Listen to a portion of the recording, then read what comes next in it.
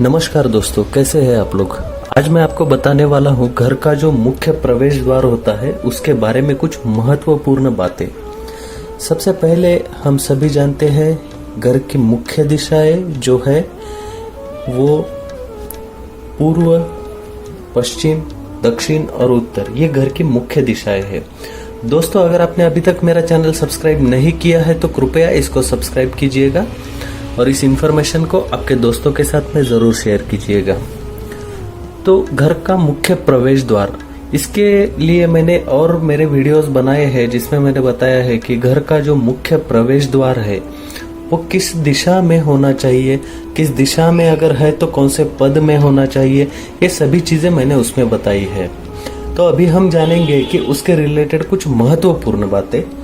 उसमें से सबसे पहली बात यह है कि घर का जो मुख्य प्रवेश द्वार है, आपका प्रवेश द्वार किसी भी दिशा में होने दीजिए। आपका अगर उत्तर मुखी है, पूरब मुखी है, दक्षिण मुखी है या फिर पश्चिम मुखी, किसी भी दिशा में घर का मुख्य प्रवेश द्वार है तो सभी प्रवेश द्वारों के लिए ये चीजें जो मैं बताने जा रहा हूँ वो सभी के लिए एप्लीकेबल है। अगर आप ये चीजें फॉलो करते हो तो आपको बहुत अच्छा फायदा मिलेगा और आपके घर में बहुत अच्छी पॉजिटिव एनर्जी आएगी। घर में एनर्जी का सबसे मेन सोर्स जो है वो है घर का मुख्य प्रवेश द्वार। प्रवेश द्वार से जब घर में एनर्जी आती है, कहीं से भी वो प्रवेश द्वार हो, जब घर में एनर्जी आएगी तो वो एनर्जी घर के ब्रह्मस्थान को मिलेगी और ब्रह्मस्थान ये एनर्जी पूरी वास्तु में डिस्ट्रीब्यूट करेगा।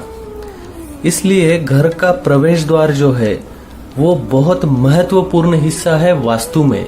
घर में एनर्जी आने के लिए आपका प्रवेश द्वार किसी भी दिशा में है, वो कौन से पद में है, इसलिए इस पद का महत्व है कि अगर आपका वास्तु प्रवेश समझिए किसी रोग पद में है तो रोग पद से जब एनर्जी घर में आएगी तो वो रोग के रिलेटेड एनर्जी रहेगी और वो जब ब्रह्मस्थान को मिलेगी तो वो पूरे घर में जो एनर्जी डिस्ट्रीब्यूट करेगा वो उसी के रिलेटेड एनर्जी घर में डिस्ट्रीब्यूट करेगा। इसलिए जिस पद में आपका प्रवेश है उस पद से जो एनर्जी घर में आएगी वो पूरे घर में उसी ही प्रकार की एनर्जी डिस्ट्रीब्यूट करेगा और उसका इम्पैक्ट पूरे घर को मिलेगा। अगर शुभ पद से आपने एंट्री ली है तो शुभ एनर्जी घर में आएगी, ब्रह्मस्थान में जाएगी और पूरे घर में शुभत्व देगी, तो वो पॉजिटिव एनर्जी बढ़ाएगी।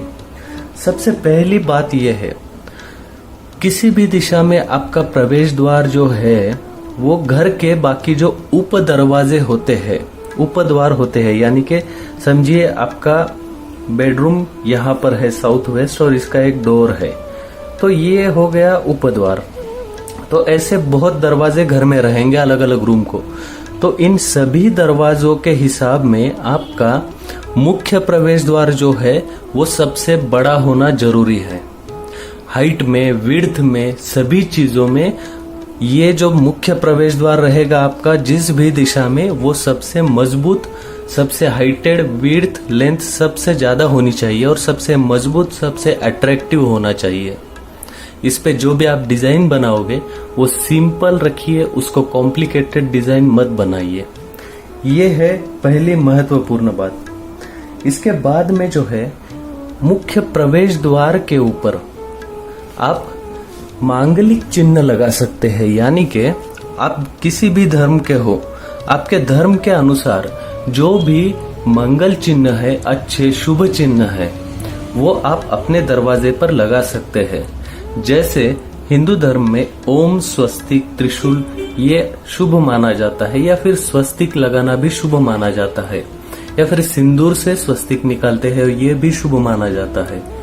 तो ऐसी चीजें आप आपके मुख्य दरवाजे के ऊपर कर सकते हो, यानी कि मांगलिक चिन्ह जो है, शुभ चिन्ह आपके धर्म के अनुसार आपको इस दरवाजे पे लगाना है। या फिर आप, बहुत सारे लोग दरवाजे के ऊपर गणपति जी की तस्वीर लगाते हैं, हनुमान जी की, ये भी आप ऊपर लगा सकते हैं। लेकिन एक बात का ध्यान रखना है, जब आप ऐसे दरवाजे पर शुभ चिन्ह, मांगलिक चिन्ह ये लगाओगे तो उसके नीचे वहां पर नजदीक उसके चप्पल, शूज नहीं रखना है, उसको थोड़ा साइड में रखना है। यानी कि हम वहां पर पॉजिटिव एनर्जी के लिए ये चीजें तो लगाते हैं, बट उसके पास में हम ये गंदगी भरी चीजें रखते हैं, शूज चप्पल, तो उसको थोड़ा साइड में और हो सके तो कवर्ड रैक में रखना है। उसके बाद में जो है घर का मुख्य दरवाजा जो है, ऐसा माना जाता है कि अगर ये 2 फाटक वाला होगा, यानी कि इसको अगर 2 दरवाजे है तो इसको ज्यादा शुभ माना जाता है। नॉर्मली आजकल फ्लैट्स में जो है वो सिंगल डोर वाला आता है, यानी कि वो कम्प्लीटली एक ही दरवाजा होता है, एक साइड में खुलता है।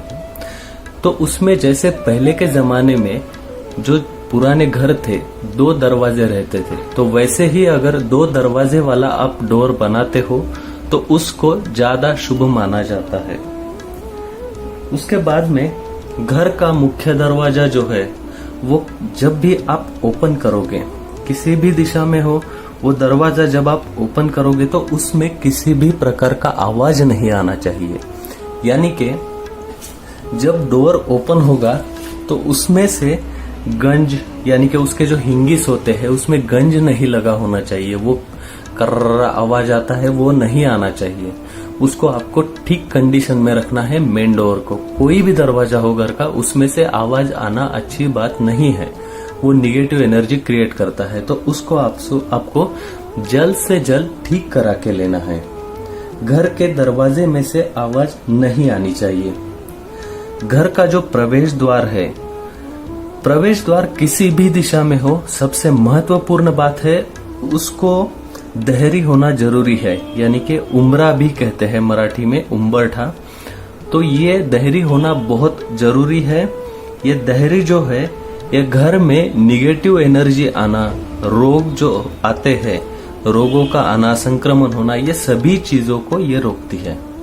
दहरी बहुत जरूरी है घर से लक्ष्मी को जाने से रोकने के लिए, क्योंकि दूसरा वास्तु दोष ये है, अगर दहरी नहीं होती है तो घर में उतनी मनी सेविंग्स नहीं रहती है, पैसा आता है बट चला जाता है। इसलिए आप फ्लैट में रहते हो, आप घर में रहते हो, कहीं पे भी रहो, आपके घर को दहरी होना बहुत जरूरी है। तो ये आपको ध्यान में रखना है। आपके घर का मुख्य प्रवेश द्वार ऐसा होना चाहिए कि उसके ठीक सामने, यानी कि समझो इधर आपका एंट्रेंस है तो इसके ठीक सामने किसी और घर का प्रवेश द्वार नहीं होना चाहिए।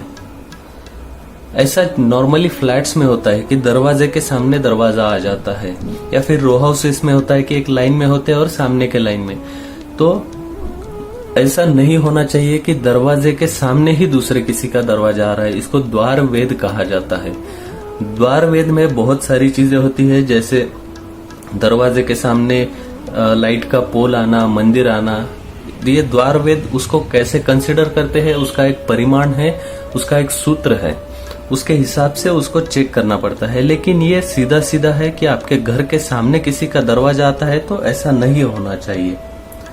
घर का जो मुख्य प्रवेश द्वार है, अगर आपका रो हाउस है, घर है, तो इस प्रवेश द्वार की समझो यहाँ पर सीढ़ियां है, या फिर इधर प्रवेश द्वार है, यहाँ पर सीढ़ियां है, तो इसके एग्जैक्टली नीचे अंडरग्राउंड वाटर टैंक नहीं आना चाहिए। नहीं तो क्या होता है कि लोग नॉर्थ ईस्ट में एंट्रेंस लेते हैं और नॉर्थ ईस्ट में ही उसको घर को चिपका के अंडरग्राउंड वाटर टैंक बना देते हैं, यानी कि आपकी सीढ़ियां है उसके नीचे ही रहता है अंडरग्राउंड वाटर टैंक। तो कभी भी जो आपका घर का प्रवेश द्वार है उसके सामने गड्ढा नहीं होना चाहिए। अगर ऐसा है तो वो टैंक आपको थोड़ा सा दूरी पर लेना है, इमीडिएटली उसके नीचे गड्ढा आपको नहीं बनाना है, ये ध्यान में रखना है। ये बहुत जरूरी बात है दोस्तों। वास्तु के अनुसार घर के भीतर बाहरी प्रवेश द्वार पर गंदगी, कूड़ा करकट नहीं होना चाहिए। इससे भवन में नकारात्मक ऊर्जा के रूप में बीमारियों का वास होता है। जैसा मैंने पहले बताया है कि प्रवेश द्वार से जो एनर्जी घर में आएगी, ब्रह्म स्थान में आएगी, वही एनर्जी पूरे घर में डिस्ट्रीब्यूट होगी। तो अगर आपके घर में जब एनर्जी आएगी वहीं पर आपका कूड़ा जमा हुआ है, वहीं पर गंदगी है, तो वैसी ही एनर्जी घर में आएगी और वैसी ही एनर्जी पूरे घर में डिस्ट्रीब्यूट होगी और बीमारियां फैलेगी। तो ये आपको ध्यान में रखना है। वास्तु के अनुसार घर के जो मुख्य द्वार है, ये अन्य द्वारों के मुकाबले बड़ा होना चाहिए। वो इसलिए क्योंकि जो एनर्जी का फ्लो है वो बहुत ज्यादा होता है घर में आने वाला, इसलिए वो बड़ा होना चाहिए। और घर में जो प्रकाश आता है, जो ऊर्जा आती है, ये भी घर में आती है। तो ये डोर बड़ा होना बहुत जरूरी है वास्तु के हिसाब से। घर के सामने किसी और का मुख्य दरवाजा जैसे मैंने आपको बताया है ऐसा होगा तो इसको द्वार वेद माना जाता है। अगर ऐसा है तो इस कंडीशन को आप तुरंत सुधार लीजिए। प्रवेश द्वार के नजदीक में आप कुछ डेकोरेशन की चीजें लगा सकते हैं, लेकिन वो आपको साफ रखनी है, वहां पर गंदगी नहीं होनी चाहिए। तो ये मुख्य प्रवेश द्वार के रिलेटेड कुछ बातें हैं दोस्तों जो मैंने आपको बताई है। और ये क्यों जरूरी है ये भी बताया है, क्योंकि ये जो एनर्जी घर में आने वाली है, ब्रह्म स्थान में जाने वाली है और वहां से डिस्ट्रीब्यूट होने वाली है, इसके लिए आपको ये चीजें मेंटेन रखना बहुत जरूरी है। तो दोस्तों ये सभी चीजें मुख्य प्रवेश द्वार के रिलेटेड है, इनको आप फॉलो कीजिए, आपको इसका जरूर फायदा मिलेगा। दोस्तों अगर आपने अभी तक मेरा चैनल सब्सक्राइब नहीं किया है तो कृपया इसको सब्सक्राइब कीजिएगा और इस वीडियो को, इस इन्फॉर्मेशन को आपके दोस्तों के साथ में जरूर शेयर कीजिएगा। धन्यवाद।